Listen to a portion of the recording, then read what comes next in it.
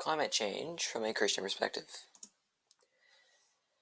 It goes without saying that climate change, or rather the climate change narrative, is a globalist tool to control every facet of everyone's life. It forces reliance on the government, removes self-sufficiency, quality of life, depopulation, and now is a tool for them to prevent you from even having pets, because yes, that is the next step. They want to take away your dogs. Yet here we are, people are freezing to death in Europe because they do not have enough heat, and they're blaming things like the wildfires in California on climate change, when it is completely evident to the entire population, as proved on CNN, that it was caused by idiotic policy by Gavin Newsom. Cows do not cause climate change, nor does having kids or driving an F-150. Meanwhile, the elites, as they now call even themselves, still fly jets across the world, have massive car collections, and the list goes on. They're not cooperating in their own systems, they just want to be globalist dictators. There's too much controversy, though, in the field of climate change. Despite the fact that it's been picked up by the woke globalist mind culture, many Christians do not agree with these concepts of climate change. Pew Research says that evangelical Christians are among the least likely to believe in climate change as of 2024. 15% are unsure, 17% say the Earth is not warming, 36% say natural patterns are warming the Earth, and 32% say human activity is warming the Earth among evangelical Christians.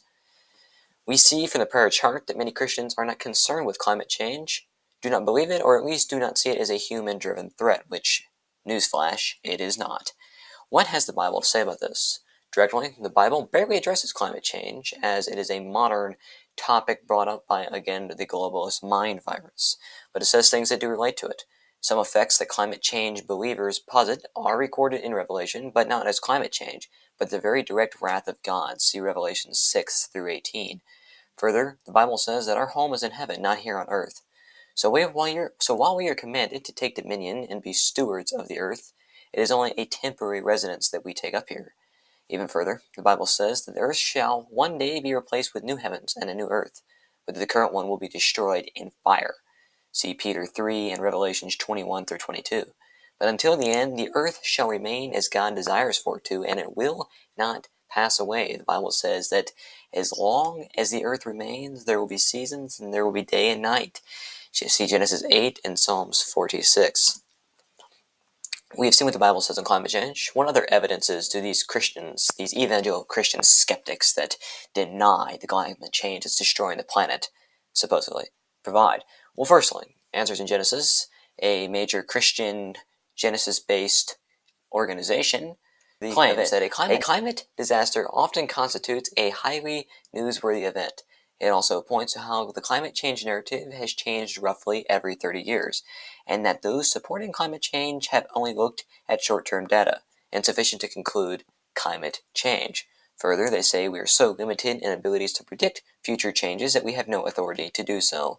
They also point to historically recorded events to show that the climate has changed considerably, both cooler and warmer over the last 2,000 years, changing regional climates and later resetting itself. They also show that the man-made increase of carbon dioxide is less than 1%. That is not a significant change, people. Further, reasons that conservatives deny climate change delve into political, governmental, and monetary reasons. We could cover this for hours, people. The fact of the matter is, the globalists, the deep state, they're using climate change as a way to control your lives, people. They are using it as an Orwellian tool to come into your lives, to rule every facet of your lives, to take away your personal liberties and freedoms, your God-given liberties and freedoms. Look, when they come in, they're not just saying they want to take your car. They're not just saying that they don't want you to travel. They're not just saying they want you to eat bugs for the rest of your life. They're coming in, they're saying, we want to take your dog. We want to take your cat. We want to take your personal pets away from you because they're causing climate change. They're coming and saying you cannot have kids because kids, you are the people that are destroying the planet. You peasants, you weaklings. Look, they are trying to come in. They want to kill us. They want to destroy us. They want to destroy the earth. The people that are claiming they want to save the earth are the ones trying to destroy the planet. People like Greta Thunberg, they're coming and they're trying to destroy us all.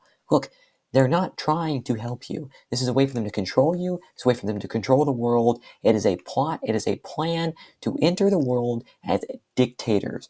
is that it's an entrance to the Antichrist, a one world government. This is Revelation type stuff here, people, and I'm telling you it is a fact. The biggest thing that changed the climate in the history of this world was a global flood, and they deny that. But when we point at things that aren't causing climate change, like fires out in California that were actually caused by idiotic policy plans for the efforts of what? Saving a fish? When we point that out, no, we are the terrible people, according to them. We are the terrible people. They are the ones that allowed half of LA, or more than LA, than half of LA to be burnt to the ground. When simultaneously, they're telling us that us simply being alive is causing the earth to melt. Yeah, sure, okay. You have to stand your ground, people. You have to fight back.